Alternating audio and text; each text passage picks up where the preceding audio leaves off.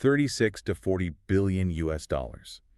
That is the sticker price we're looking at today. If you're doing the math in Indian rupees, you're looking at what?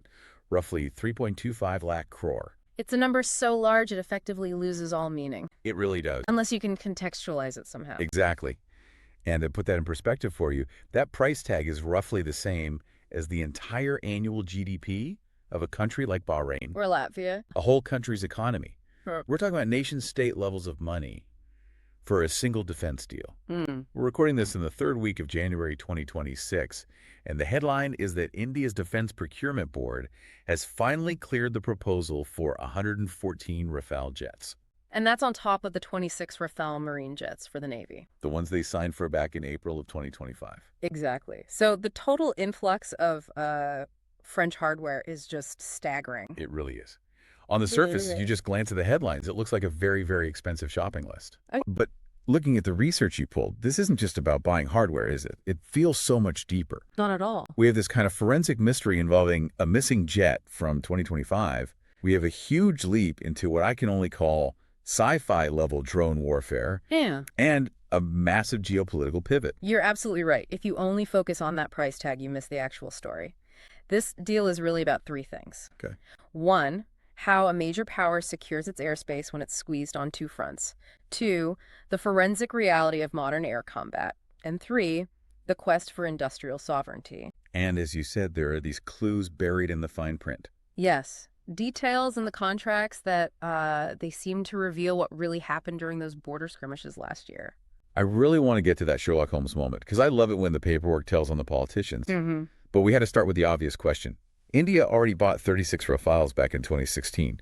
So why come back a decade later and buy 114 more? Why back up the truck? To answer that, you have to understand the squadron crisis. It's a term that gets thrown around a lot in defense circles, but the math behind it, well, it's pretty stark. Okay, so let's unpack that. What exactly is the crisis?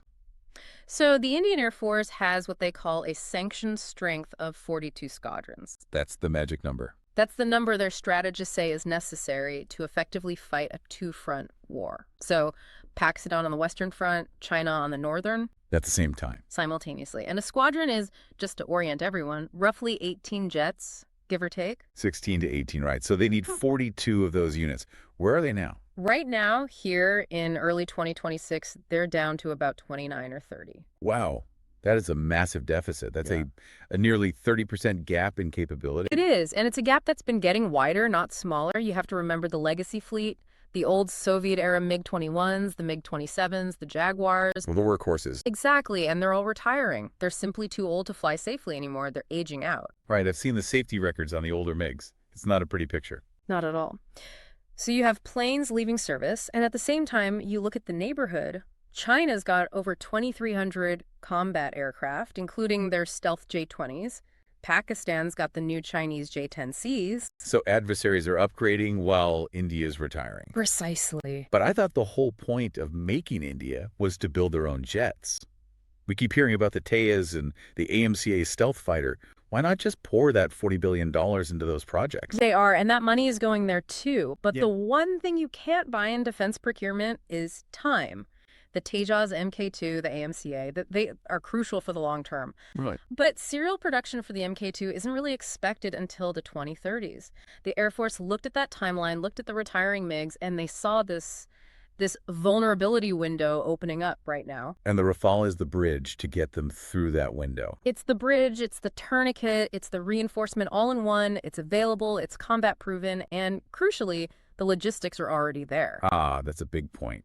It is. The bases at Ambala and Hasimara are built for Rafales. The pilots are trained. If you brought in a new jet, say an American F-15EX, you'd have to build a whole new ecosystem from scratch. That takes years. Years they don't have. Exactly. So it's a mix of urgent necessity and the path of least resistance. Now, let's talk timeline. The procurement board cleared this on January 16th. What happens next? It moves to the Defense Acquisition Council, the DAC, and then finally to the Cabinet Committee on Security. And the goal is to get it done fast. The diplomatic push is to get this finalized, or at least very far along, for French President Macron's visit in February. But for $40 billion, they can't just be importing these off the shelf. That'd be a huge drain on foreign exchange. No, that's the condition. Only about 18 of the 114 will come in flyaway condition from France. And the other 96? The remaining 96 are to be built in India. The goal is 60 to 80% indigenous content. We're talking a full Dassault assembly line in Nagpur. Okay, so it's really an infrastructure project disguised as a defense deal. That makes a lot more sense. In many ways, yes. Now let's get to the part that really caught my eye. Yeah. You flagged a report from Avions Legendaires about Operation Sindor from May 2025. This is the detective story. Yes. This is where the paperwork reveals a lot more than the press conferences ever did. Okay, set the scene for us.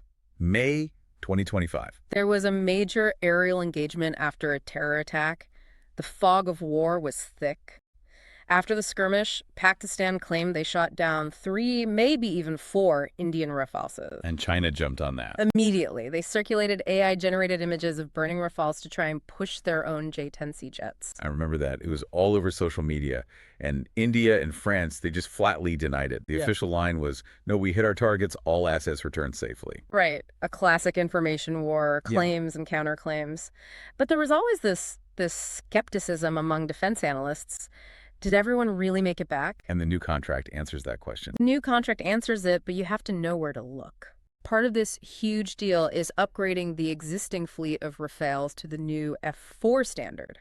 We know India originally bought 36 jets. 36. That's the official number. But the report from the French aviation outlet, it specifies that the upgrade contract is for 35 aircraft. 35. So the paperwork explicitly accounts for 1 less jet than they bought. Exactly. It's a tacit admission right there in the numbers. If you're upgrading the whole fleet, but the invoice is for 35, 1 is missing. That is fascinating. It just cuts right through the propaganda from both sides. It refutes Pakistan's claim of 4 losses. The other 35 are clearly there to be upgraded. But it also corrects the invincible story from New Delhi. Precisely. Whether it was combat loss or technical failure, and the reports vary on that. It seems 1 airframe was lost, but interestingly, this might have actually helped Dassault close the deal. How so? Losing a jet helps you sell more jets. That feels wrong. It proves survivability. If they had lost 4, like the other side claimed, the Air Force would be rethinking the whole platform, but losing only 1 in a high-intensity fight. That actually sounds pretty good. It suggests the jet is incredibly durable. It grounds the performance claims in reality. It tells the generals, this thing can take a punch and the rest of the fleet comes home. That's a really sharp take. It validates the machine by showing its limits. Okay, speaking of limits, what is India actually buying? These aren't the same planes from 2016. The sources mention F4 and F5 standards. Is this just like updating your iPhone? It's more of a fundamental shift in philosophy. Think of the original Rafale as a high-performance sports car. Great engine, great handling. Right. The F4 standard turns it into a node on a network. They call it the combat cloud. Cloud is a tech buzzword. What does it actually mean when you're in a dogfight at 30,000 feet? It means the pilot isn't just relying on their own radar anymore. The jet is pulling data from satellites, from ground stations, from other aircraft, and it's fusing it all into a single unified picture. So if a ship in the Indian Ocean sees a target, the Rafale pilot sees it instantly, and that pairs with the new Scorpion helmet. the look and shoot system. Yes, the helmet-mounted display. The pilot can just look at a target even way off to the side, and the missile locks on. You don't have to point the whole plane at the enemy. It completely changes the geometry of air combat. That's the F4. But the F5, that part reads like straight science fiction. The notes mention manned-unmanned teaming. The F5 is the Super Rafale, and the deal reportedly includes at least 24 of these specialized versions. The main feature is that the pilot isn't just flying their plane. They're a quarterback, That's the perfect analogy. They're the quarterback for a squad of drones. a loyal wingman. Correct. Stealthy combat drones, probably based on the Neuron project. They fly ahead of the jet. They can jam enemy radar, act as decoys, even drop bombs. So the human stays back in relative safety while the robots kick down the door. That's the doctrine. It's a force multiplier. One Rafale F5 becomes a formation of 4 or 5 attackers.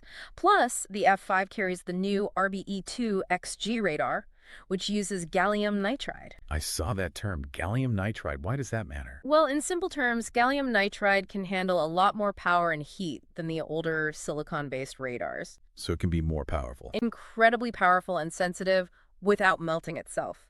It's designed specifically to detect stealth aircraft like China's J-20 at ranges over 200 kilometers. It's a stealth hunter. It levels the playing field against fifth-gen fighters. It's about seeing them long before they can see you.